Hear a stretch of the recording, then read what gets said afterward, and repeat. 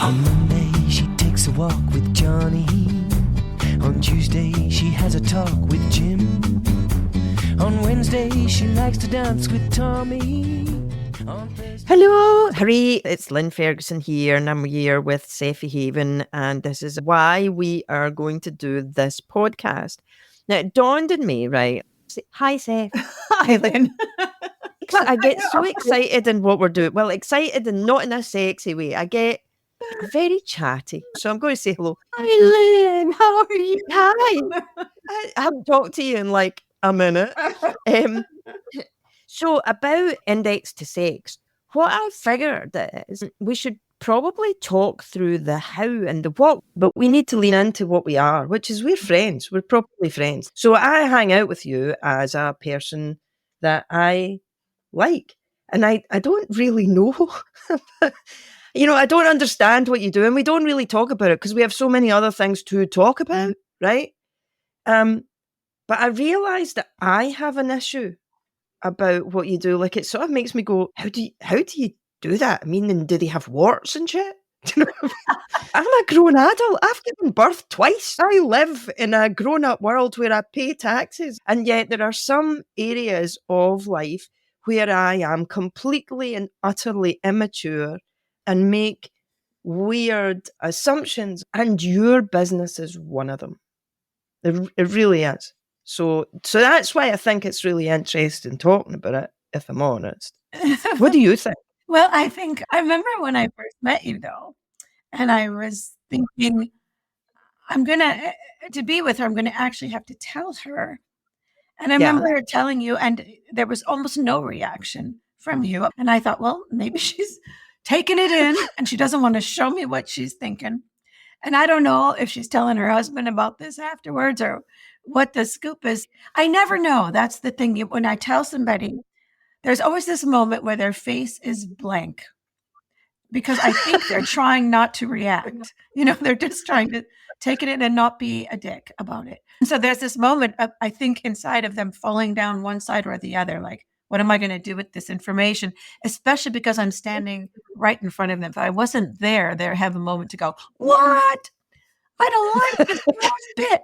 I had this morning, actually, with somebody that I was on a Zoom with, and I didn't know what she was going to say, but I was going to have to work with her. And she was younger than me, and she paused, and then she immediately gave me this, the skaters thing with a thumb and a pinky. And she's like, gave me that, and she's like, dude, awesome. And she's like, I'm really sex positive. And I thought, well, who's sex negative? Yeah, well, don't you think there's quite a lot of people who are sex negative or that they pretend?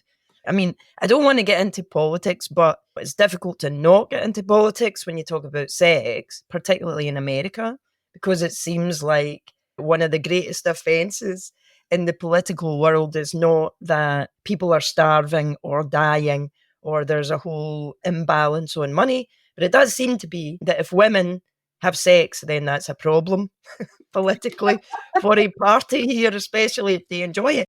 I think there's a level of sex maturity or whatever, like talking about sex, and you get to the, through the giggly.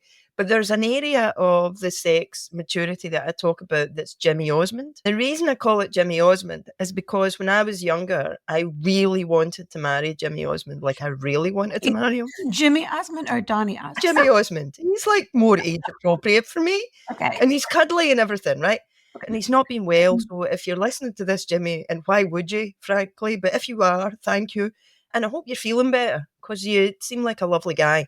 Anyway, I wanted to marry Jimmy Osmond. We would live and we'd have a purple house and all that stuff. And we would have to have kids, right? But I didn't like any of that take your clothes off nonsense, right? But I thought I could just muscle through it in order to get the kids. And that Jimmy would understand. We would just do it twice and then we'd get kids and that would be fine, right? And I think there are still some people who talk that way. My point is I don't believe that everybody is together on sex. And I think that somebody who earns a living in a way that you have earned your living, my darling, must be complicated to see what people are like because we're not all mature that way. It's interesting because I think a lot of people are happy to talk about sex. And I think people are sex positive, but I also think that they don't want other people to think that, for instance, when I wrote my first book, people read it, but people wouldn't tell each other that they read it because they didn't want people to know that they approved or anything. And it's not that, okay, I'll give you another, for instance. When I was doing stand-up and I would go to these shows and wait because I was nobody. And, you listen to the other comedians and men would be doing jokes about their dick and, women's cunts and, blah, blah. And then girls would get up and be like, my vagina is this way and that way. And then I would go up and I have no dirty talk, no swear words, nothing. All I talk about is being paid for sex, being an escort. And I was told by several MCs whose shows they were, they're like, I really can't have you back. It's just not a family friendly moment. It's not really about the sex as much as it is about accepting that somebody is getting paid for it. We're not allowed to be okay with that. And if we are okay with it inside, which a lot of people are, they'll say, oh, I think it's great what you're talking about. But they won't tell a friend that I know somebody who does this. It's not something that people want other people to know they approve of. Younger generations are much different than what we were. I also heard that young girls now are painting their nails the color of their man's pee-pee. I heard that this morning and I nearly thought, I think that's odd and I don't want to know about it too much, but like I don't need to dive deep into that, but also. Again, this is an illustration of how vanilla I am because I'm like, well, surely everybody's painting their nails the same color then. Are there a great variation in the colors of peepees? Because I'm guessing you've seen quite a lot of peepees in your time. No, I didn't even think about it when I heard this. And I thought, I guess there are. And the other girl who told me said that the nail specialist was brought pictures. And so I guess ranges of pink, ranges of brown, ranges of purple. So there's, I guess, different shades. I have so many questions, which is why I'm really glad we're going to do a podcast because I have so many questions. Like the first one is, I am guessing that you didn't set out, like when you were around the Jimmy Osmond getting married years, of course you couldn't have married Jimmy Osmond because he was mad. Oh, we would have thought. When you were your younger self, I'm guessing you didn't plan this as a career, did you? Or did you? Sure. I grew up and thought, I can't wait to be a prostitute. What a great idea. I wonder though, because if people are painting their nails the color of somebody else's pee-pee, there must be something going on. How did it come about? Yeah, I do think young women today are much different about it. In the olden days, it was awful. It was a terrible thing to be a prostitute. Terrible. And there were really only two ways it was looked at, which, by the way, in our media is still only looked at in these two ways. You're either this destitute girl with a terrible abusive background who's got a pimp who's living on the street, or there's this really high class, well-kept, mercenary, bitchy woman that wouldn't think twice about stealing your husband if he gave her money. So there wasn't much else in my head. I thought, this is incredibly scary. What happened was I went to many years of school. I got a lot of student loans. I graduated thinking I would get work, but I was an actor and I didn't. And so I needed to sort of save myself with a job and also pay my student loans, but also have the ability to go on auditions and things like that. I got fired from many waitress jobs because apparently food service is not my thing. Out of desperation, initially, I ended up answering an ad. And in the back of the Village Voice, it said, girls, girls, girls earn $1,000 a week. Escorts wanted, no sex involved. And I thought, no sex. That's great. No, you didn't talk to an African prince at the same time. I'm like, oh my God, Sephe, you're no. Well, I thought, you could escort men to the charity balls and I don't know, like balls was on my mind, charity balls or dinner or something, and I'd get to wear a long dress and be on the arm of some wealthy man, and then I got there and I realized, there's definitely sex involved. But I did my first appointment and it wasn't horrifying. In fact, it was very quick. And I thought, oh God, that was like 10 minutes and I have $200. That's so much shorter than a restaurant shift, Also, I'm not covered in food. You know? What did you have to do? Though? Did you have to do the thing? I mean, was it straight to No, the pee-pee? no, well, What? straight to the pee-pee, but it wasn't. I didn't. Yeah. Well, it's a longer story, but basically, the guy kind of just wanted to put it in my mouth, and he was sort of 1, 2, 3, and that was it. And he had a condom on, and he toddled off to the bathroom with the condom dangling. And I sort of was still on my knees going, I have $200. Oh my God, this is amazing. Why didn't I think of this before? But then the night got a little tougher, and, it was not as simple a business as I thought. So you got $200 for the man doing the weenie in the mouth thing, right? And then did you, sorry, I can't believe I just went through that so fast. But I'm like, because I know you. I'm like, well, so that's the thing that happened. And then we did the thing.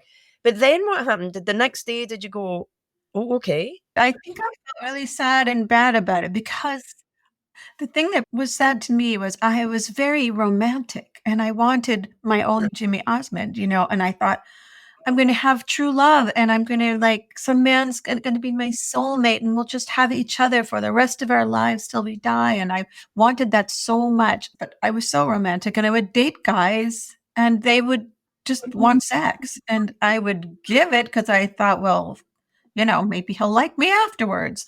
And they usually would kind of just use you and drop you. And I think as a young woman, this was really painful. And I wondered what was wrong with me. And I wondered why men wouldn't see me as a keeper. And then also having that on top of what happened just after Juilliard, which was, we're not going to have you as an actress from casting directors and agents because you're not attractive, you're not fuckable. And so all this kind of piling up. So when I found myself in that business, I thought, well, I seem to be fuckable. I don't know. But and I'm also getting paid for it. And it used to be that I'd go on dates with guys and I pay them with sex for the dinner. And now they're paying me just to show up. And that's pretty amazing. So it was this interesting turn of tables that happened right in the beginning that was simple, but really kind of went to a place that mattered. And then with men as dates, I thought, well, I can't date while I'm doing this, so I'm not going to worry about that right now. But as it happened, men started to really like me. And I thought, well, what's different about, there were girls there, Lynn, that were supermodels. I mean, they were like, I would cower next to them going, oh, don't send me out next to her, please. Oh my God. I'm so girl next door looking that it was like, oh no. And there were girls who loved sex and talked about it. And I was just this average girl next door. And I thought, why do they like me? I don't know. I started getting a lot of callbacks and a lot of men not just seeing me for the hour, but for longer. Yeah. And then I sort of realized as time went on, the one thing I had that wasn't looks or anything else was that I liked people and truly listened, and somehow, for whatever reason, reflected back to men how amazing they were. What that little spark in them that was amazing that sort of got dulled or wasn't responded to over the years. And I thought, oh, well, here it matters. And that was my superpower in a way. It's kind of that thing about our friendship, which is if I say to people that I've got this friend, Sephe, and she does that, then you can see them going, oh. And I'm like, if you met her, you would really like her too, because she cares about the world and feelings and the universe. And I've never known anybody that likes animals and living creatures as much as you do, Oh. So I wonder if having that sort of appreciation of the feelings of other living creatures is what made it possible. Because I've got to tell you, Sephe, I just, even though when we talk about it, I'm like, it's so not for me. But then again, I do stuff where I know that you would look at it and go, that's not for me. In fact, no, you wouldn't, because you're lovely. You would go, oh, that sounds lovely. I'm not sure I would do it right now.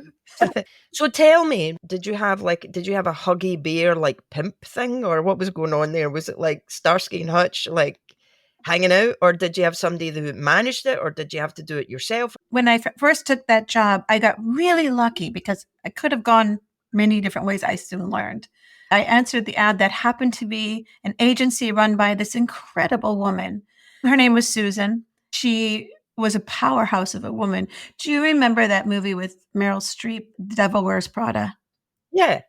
So Susan was like that. She was tough. She knew exactly what she was doing. She was meticulous with numbers. She paid every dime of her taxes. She made sure the girls got paid, but you had to do exactly what she said. You had rules and you didn't break them. When I first started working for her, I was sitting on the sofa having applied, and it was like a real job interview. And I was like, this is for prostitution, right? I mean, come on. It was like, this was a tough application. And they asked me if I had my driver's license. I'm like, come on. I thought we're backstreet girls now, So she came out, saw me, went back into the office and said, what the hell pizza is on my sofa? And then she came back out and she said, because Lynn, I showed up wearing granny shoes, purple tights. I was bohemian Salvation Army chic. And she was like, this is a high-class escort agency, And so she gave me all the rules right then. No drugs, show up on time. You work an entire shift from 6 p.m. to 6 a.m., no matter how tired you are. You have to be there within 30 minutes or less, like Domino's Pizza. You have 2 separate names. One is for $300 an hour. One is for $200 an hour. That way she could capture both audiences of men who, depending on their budget, you don't give out your card. You don't give your number to men. You have to wear stockings, not pantyhose. There's all these rules. Yeah. And she ran a really tight ship.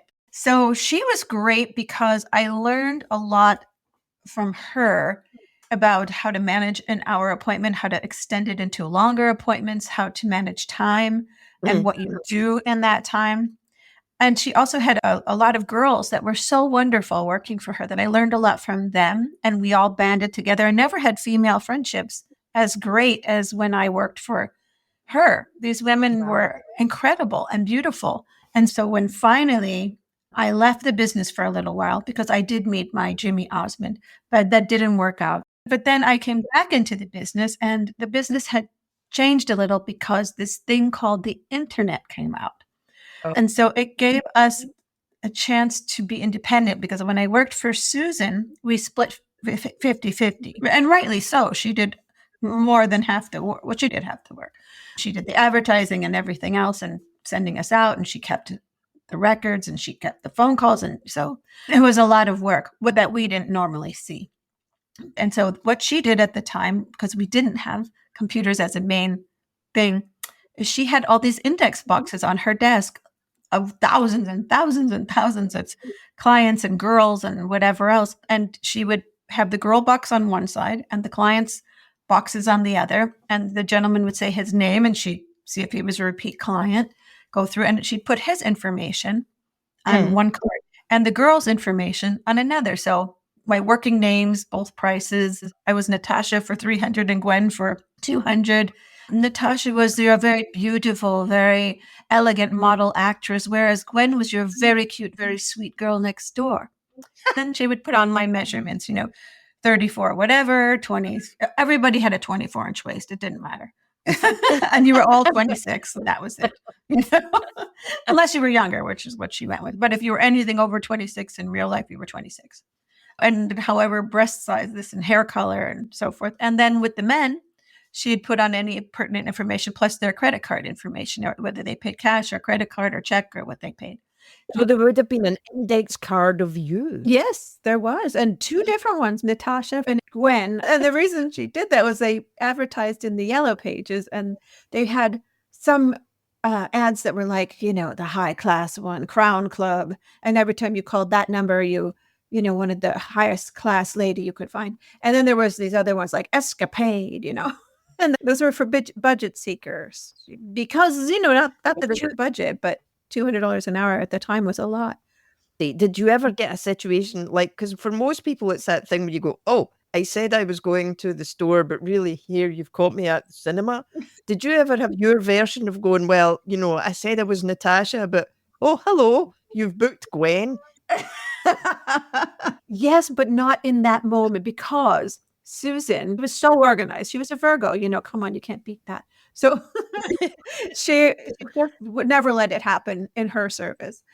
But something like that happened to me years later under somebody totally different who was a madam in Chicago who didn't have quite the same organizational skills. She had a big network, and she ended up sending me to somebody twice under wrong names. But he had a great sense of humor. He thought I was, for some reason, adorable and decided he needed to marry me. So that was a whole different story. But but yeah, and then when I came in, he's like, aha.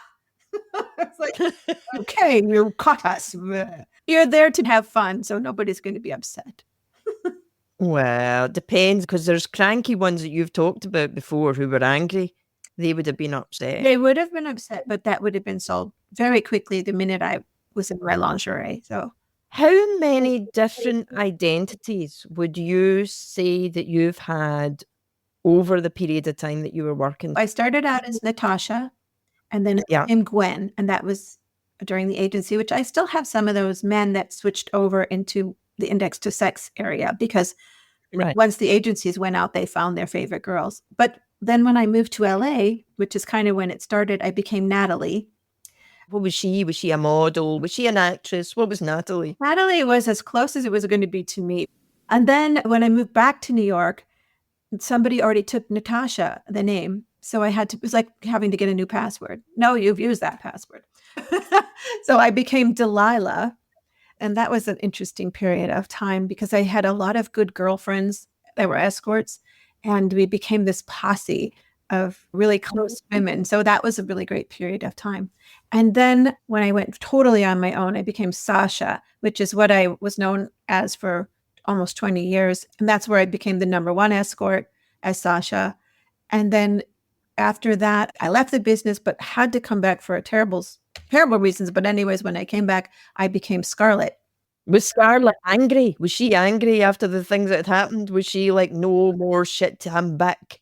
You know, it's so funny. It wasn't so much that I changed my persona. It was how the business changed and how I had to adapt to it.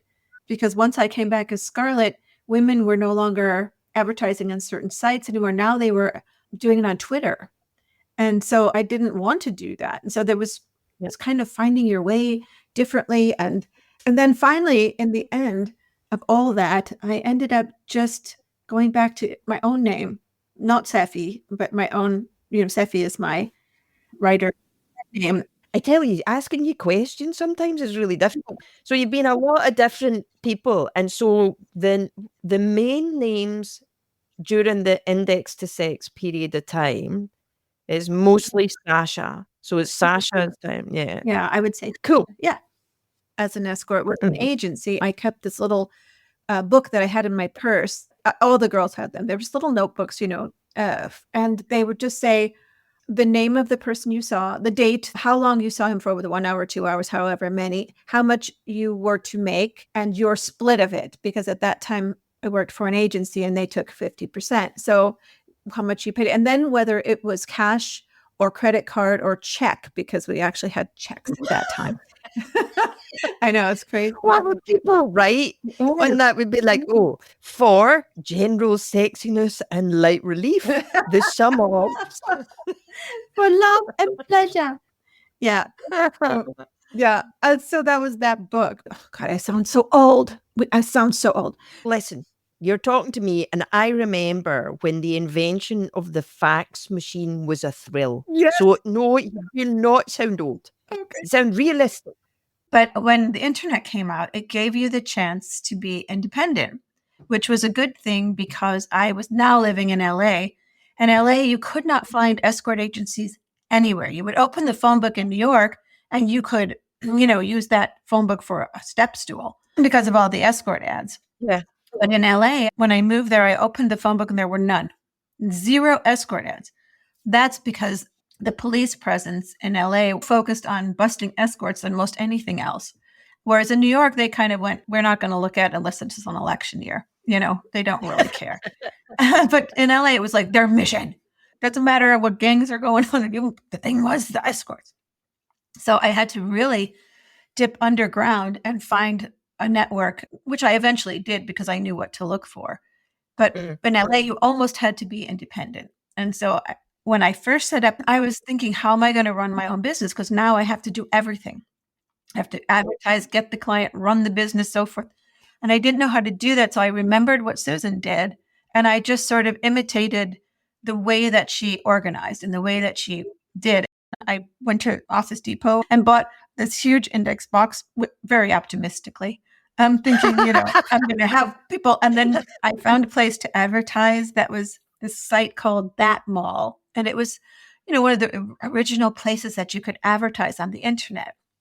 And the reason that mattered was in the olden days with the phone books, it cost $5,000 to advertise in the Yellow Pages. Girls couldn't do it on their own. That's why they couldn't be independent. But the advertisements on That Mall were $25 a month. So it made it affordable. They didn't organize it. So it could be like a plumber and, a TV technician and an escort and a chef, all advertising their services next to each other. Hungry for something? We can sort you out.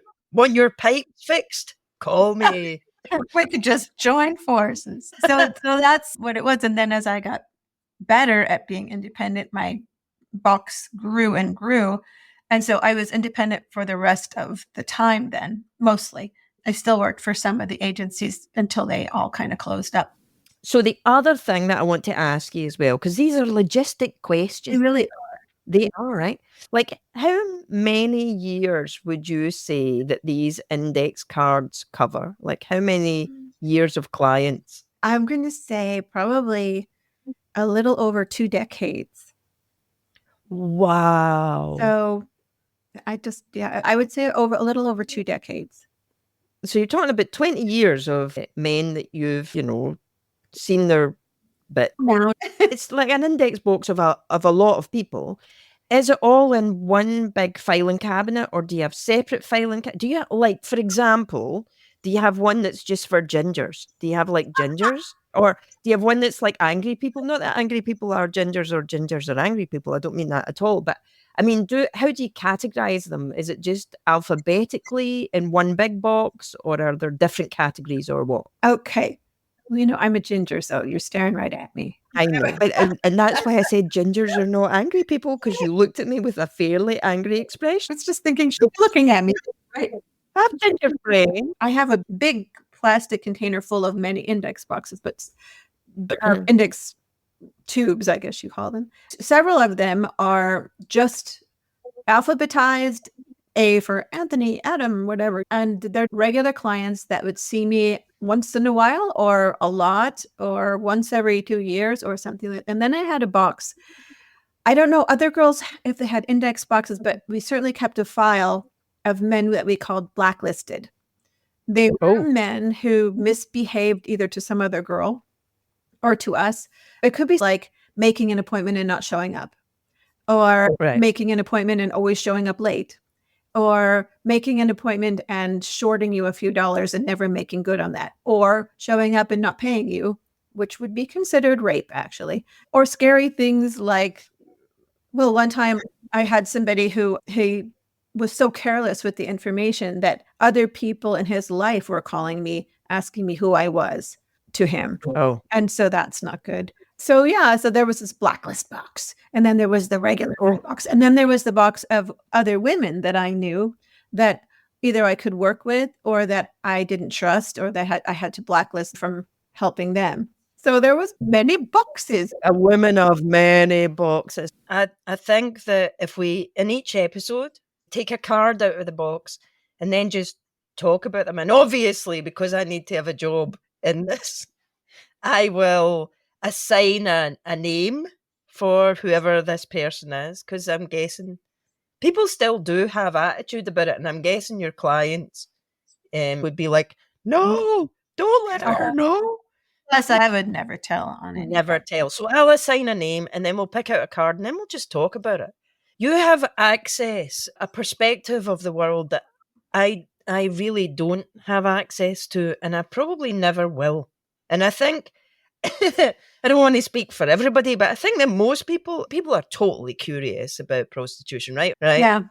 So I think like going through and just picking out a card and finding out what worked, what was behind the doors in the place where it was an escort. No sex required, total sex required. And then that's what we'll do. Let's do it. It's kind of asking the question, what if everything you thought you knew about prostitution was wrong. The business is mostly filled with actually pretty awesome people that you might not know are living right next door, because I lived next door to a lot of people and nobody knew. I also think that when you know about stuff, you can stop being frightened of it.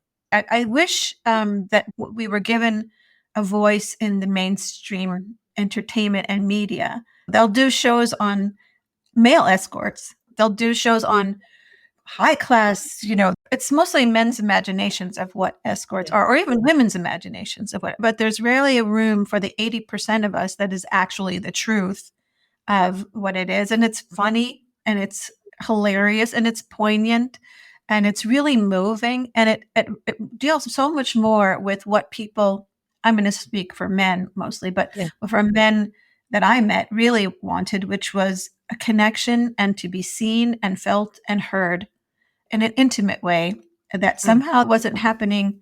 I think that's a brilliant way to end this. So the next time me and Sephe join you, we'll pull an index card out of a box and it will be my index to sex. That bozo of mine, 'cause she's the sweetheart of 6 other guys. You have been listening to My Index to Sex, produced by Ferdal LLC. The music was performed by Chesney Hawkes, and you can learn more about Sephe Haven at sephehaven.com.